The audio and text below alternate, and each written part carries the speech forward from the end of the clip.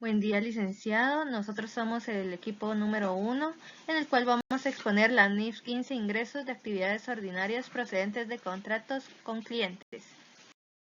El equipo número 1 está conformado por los compañeros que se detallan a continuación. El objetivo de esta norma es establecer los principios que aplicará una entidad para presentar información útil a los usuarios de los estados financieros sobre la entidad, el importe, el calendario e incertidumbre de los ingresos de actividades ordinarias y flujos de efectivo que surgen de un contrato con un cliente. Para cumplir con el objetivo de esta norma es que una entidad reconocerá la transferencia de los bienes o servicios comprometidos con los clientes por un importe que refleje la contraprestación a que la entidad espera tener derecho a cambio de dichos bienes o servicios. Dentro del alcance de la norma tenemos de que esta se aplicará únicamente a contratos relacionados con clientes, exceptuando los siguientes: los contratos de arrendamientos dentro del alcance de la NIF 16, los contratos de seguros dentro del alcance de la NIF 17 y también sobre los intercambios no monetarios que existen entre las entidades de la misma línea del negocio. Estos hechos para facilitar las ventas a clientes o para clientes potenciales. También esto quiere decir que un cliente es una parte que ha contratado con una entidad para obtener los bienes o servicios que son resultado de las actividades ordinarias de la referida entidad a cambio de una contraprestación. Dentro del reconocimiento de esta norma tenemos la identificación del contrato. Esto quiere decir que una entidad contabilizará un contrato con un cliente que queda dentro del alcance de esta norma solo cuando las partes del contrato lo han aprobado, ya sea por escrito u oralmente, y que éstas se comprometen a cumplir con las respectivas obligaciones. Solo cuando la entidad puede identificar los derechos de cada parte con respecto a los bienes y servicios. También cuando la entidad puede identificar las condiciones de pago con respecto a los bienes y servicios. Dentro del reconocimiento también tenemos la combinación de contrato. Esto quiere decir que una entidad combinará dos o más contratos realizados aproximadamente al mismo tiempo con el mismo cliente o con partes relacionadas del cliente y éste las contabilizará los contratos como únicos si cumplen solamente con los siguientes criterios: que los negocios se negocian como un paquete con un objetivo comercial único y que también el importe de la contraprestación a pagar en un contrato depende del precio o desempeño del contrato anterior. Dentro del reconocimiento de esta norma también tenemos las modificaciones del contrato. Básicamente quiere decir que la modificación de un contrato es un cambio en el alcance o en el precio, o bien puede ser en ambos sentidos, de un contrato que se aprueba por las partes. En algunos sectores, ya sea industriales o jurisdicción, la modificación de un contrato puede describirse como una orden de cambio, como una variación o bien como una modificación. También dentro del reconocimiento de la norma nos especifica la identificación de las obligaciones de desempeño. Esto quiere decir que son al comienzo del contrato, que una entidad evaluará los bienes o servicios comprometidos con un contrato con un cliente e identificará como una obligación de desempeño cada compromiso de transferirle al cliente un bien o servicio o bien un grupo de bienes o servicios. En un contrato con clientes, las obligaciones de desempeño se refieren a los compromisos explícitos o implícitos para transferir bienes o servicios. Estos pueden incluir no solo bienes o servicios señalados explícitamente, sino también aquellos que se dan por supuestos en prácticas tradicionales del negocio o en políticas publicadas, siempre que creen expectativa válida en el cliente. Sin embargo, las actividades administrativas necesarias para establecer o cumplir un contrato no son considerables obligaciones de desempeño a menos que transfieran bienes o servicios al cliente. Identificar correctamente con estas obligaciones es crucial para el reconocimiento de ingresos y transparencia financiera, asegurando el cumplimiento de las normas contables como la NIF 15. Las obligaciones de desempeño en un contrato con clientes incluyen compromisos para transferir bienes o servicios distintos como la venta de productos fabricados, reventa de mercancías, concesión de derechos, realización de tareas acordadas, suministros de servicios de disponibilidad permanente y construcción o desarrollo de activos para clientes. Un bien o servicio es considerado distinto si el cliente puede beneficiarse de él independientemente o junto con otros recursos disponibles, y en el compromiso de transferir es identificable por separado de otros compromisos en el de contrato. De lo contrario, lo combinaría con otros bienes y servicios comprometidos. Satisfacción de las obligaciones de desempeño.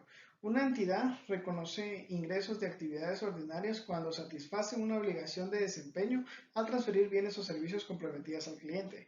Esto ocurre cuando el cliente obtiene el control del activo, lo que significa tener la capacidad de dirigir su uso y obtener sus beneficios. Las obligaciones de desempeño se satisfacen a lo largo del tiempo si el cliente recibe y consume los beneficios simultáneamente, si el desempeño crea un activo que el cliente controla o si no hay uso de alternativo para la entidad y si tiene el derecho del pago. De lo contrario, se satisfacen en un momento determinado. Obligaciones de desempeño que satisfacen a lo largo del tiempo. Las obligaciones de desempeño se satisfacen a lo largo del tiempo si se cumplen ciertos criterios. El cliente recibe y consume los beneficios simultáneamente mientras la entidad lo proporciona. El desempeño crea un activo que el cliente controla a medida que se crea. O no hay uso alternativo para la entidad y tiene el derecho al pago por el desempeño completado hasta la fecha. Los ingresos se reconocen a medida que se avanza en el cumplimiento de las obligaciones, utilizando el método como el de producto o el recurso para medir el progreso.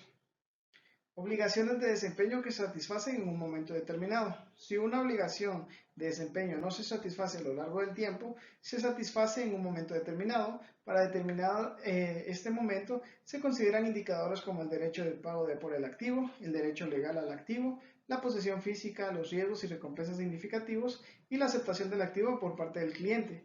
El reconocimiento de ingresos ocurre cuando el cliente obtiene el control del activo, lo que implica la capacidad de redirigir su uso y obtener sus beneficios.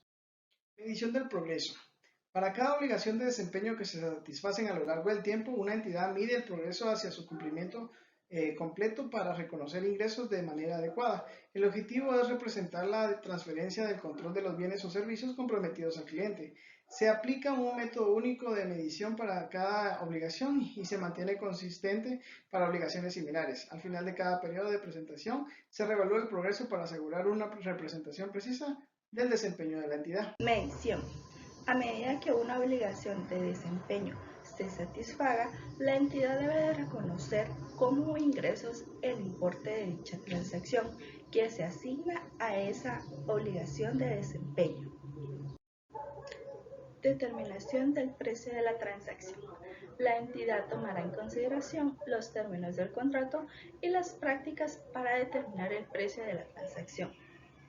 Este pues básicamente es el importe de la contraprestación a la que una entidad espera tener el derecho a cambio de transferir los bienes comprometidos con el cliente, excluyendo los importes en nombre de terceros. Cuando una entidad decide determinar el precio de la transacción, debe de considerar lo siguiente: la contraprestación variable, limitaciones de las estimaciones, existencia de un componente significativo, contraprestación realizada en efectivo y contraprestación pagada al cliente.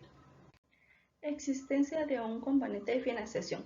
Un componente de financiación significativo puede existir independientemente que el compromiso de financiación se estipule de forma explícita en el contrato o de forma implícita en las condiciones de pago. ¿En qué momento un contrato con un cliente no tiene un componente significativo? Cuando el cliente, por los bienes o servicios, ha realizado pagos anticipados o una parte sustancial de la contraprestación comprometida por el cliente es variable y el importe de esa contraprestación varía según cuando ocurra el suceso. Contraprestación distinta al efectivo. Una entidad medirá la contraprestación distinta al efectivo al valor razonable, y cuando no se pueda medir dicho valor, la entidad lo medirá de forma indirecta a su precio de venta. En el caso que un cliente pueda aportar bienes o servicios como equipo o materiales con el fin de cumplir con el contrato, la entidad deberá de evaluar si cumple con el control de dichos bienes o servicios. De ser así, la entidad los contabilizará como una contraprestación distinta al efectivo. Contraprestación pagadera a un cliente. Estos van a ser los importes de efectivo que una entidad paga a un cliente o espera pagar. Esto puede incluir lo que es el crédito u otros elementos como lo que pueden ser cupones o vales que pueden reducirse a los importes adeudados a la entidad. Asignación del precio de la transacción a las obligaciones de desempeño. El objetivo cuando se asigna el precio de la transacción es que una entidad distribuye el precio de la transacción a cada obligación de desempeño por un importe que represente la parte de la contraprestación a la cual la entidad espera tener derecho a cambio de transferir los bienes o servicios comprometidos. Esto nos habla cuando una empresa firma un contrato, debe asignar el precio total entre los bienes o servicios que ofrece, basándose en el precio de venta independiente de cada uno. Si hay descuentos o pagos variables, se distribuyen proporcionalmente. Si solo hay un producto o servicio, no es necesario hacer la asignación. Asignación basada en precios de venta independiente. ¿Cómo se asigna el precio usando el precio de venta independiente relativo, que es el precio al que se vendería el bien o servicio por separado? Si no se tiene un precio observable, se deben usar estimaciones basadas en condiciones del mercado, costos y márgenes de ganancia. Menciona la norma los tres métodos, en el cual es la evaluación del mercado, costo esperado más el margen y el enfoque residual. Estos son los tres métodos que nos mencionan. Asignación de descuento. Se aplica cuando un cliente compra varios bienes o servicios a un precio inferior al total. Si no hay evidencia de que el descuento se aplique sobre algunos bienes, se distribuye proporcionalmente. En caso contrario, si hay evidencia de que el descuento se aplica a ciertos bienes o servicios, se asigna solo a esos. Explica que si el descuento se asigna a obligaciones específicas, se distribuye antes de usar el enfoque residual. Asignación de la contraprestación variable. La contraprestación variable que se compromete en un contrato puede atribuirse a un contrato en su totalidad o a una parte específica del mismo, cualquiera de las formas siguientes. Inciso A, a una o más, pero no a todas las obligaciones de desempeño del contrato. Inciso B, o a una o más, pero no a todos los bienes o servicios distintos comprometidos en una serie de bienes o servicios distintos que forman parte de una obligación de desempeño única. Esto nos habla cuando el precio puede ocurrir debido a variaciones en el desempeño o factores externos. Estos cambios se asignan a las obligaciones de desempeño o servicios específicos. Si no se cumplen ciertos criterios, se distribuyen según las reglas generales de asignación. También nos explica cómo se deben de distribuir estos cambios de manera justa. Cambios en el precio de la transacción. Después del comienzo del contrato, el precio de la transacción puede cambiar por varias razones, incluidas la resolución de sucesos inciertos u otros cambios en circunstancias que modifican el importe de la contraprestación, a lo que una entidad espera tener derecho a cambio de los bienes o servicios comprometidos. Esto nos habla que el precio de la transacción puede cambiar después de iniciado el contrato debido a eventos inciertos. Estos cambios se asignan a las obligaciones de desempeño según las reglas previas. Si el cambio proviene de una modificación del contrato, se sigue un proceso específico. Del contrato. Se reconocerán como un activo los costos incrementales de obtener un contrato con un cliente si la entidad espera recuperar dichos costos. Al estar frente a un contrato debemos realizar la siguiente pregunta. ¿Realmente yo espero como entidad recuperar estos costos? Y si nuestra respuesta es positiva, debemos reconocer estos costos como un activo. Si por el contrario es negativa, debemos contabilizarlos como un gasto. ¿Pero qué son los costos incrementales de obtener un contrato? Son aquellos en los que incurre la entidad para obtener un contrato. Por ejemplo, las comisiones que le pagamos a un vendedor luego de cerrar un negocio con un cliente. La norma establece que se puede reconocer estos costos como un gasto cuando tengan lugar si el periodo de amortización del activo es de 1 año o menos. Costos de cumplir un contrato. La norma establece sobre los costos a incurrir en el cumplimiento de un contrato con un cliente, los cuales deben ser analizados si no están dentro del alcance de otra norma, por ejemplo, de la NIC 2, de la NIC 16 o de la NIC 38. De no estar incluidos, deben ser reconocidos como un activo siempre y cuando cumplan con algunos de los siguientes criterios a mencionar. 1. Que los costos se relacionen directamente con un contrato. 2. Que los costos generen o mejoren recursos de la entidad que se utilizarán para satisfacer obligaciones de desempeño futuros. Y 3. Otros costos como pagos a subcontratistas. Pero hablemos de los costos que se relacionan directamente con un contrato. Dentro de ellos podemos mencionar la mano de obra directa, los materiales y suministros, los costos imputables a un cliente, los cuales se detallarán en el contrato, y los costos relacionados con el contrato, dentro de los cuales podemos mencionar los seguros y las depreciaciones. Amortización y deterioro de valor. Un activo reconocido por los costos incrementales de obtener un contrato o por los costos de cumplir un contrato se amortizará de forma sistemática, es decir, que sea congruente con la transferencia al cliente de los bienes o servicios con los que se relaciona dicho activo. Si se produce un cambio significativo en la fecha esperada de la transferencia, se debe actualizar la amortización contabilizándola como una estimación contable de acuerdo a lo que establece la NIC 8.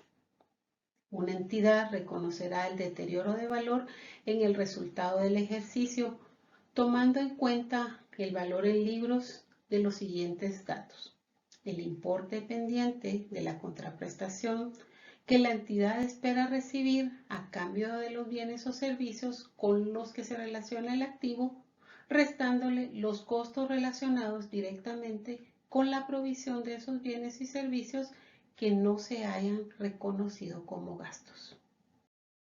Presentación.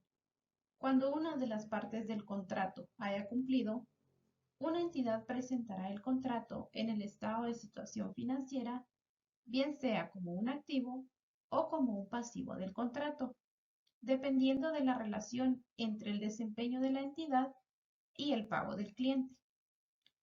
Una entidad presentará los derechos incondicionales a recibir la contraprestación como una cuenta por cobrar separada. Información a revelar. Dentro de la NIF 15, una entidad revelará información cualitativa o cuantitativa acerca de los siguientes aspectos. Inciso A, sobre sus contratos con los clientes.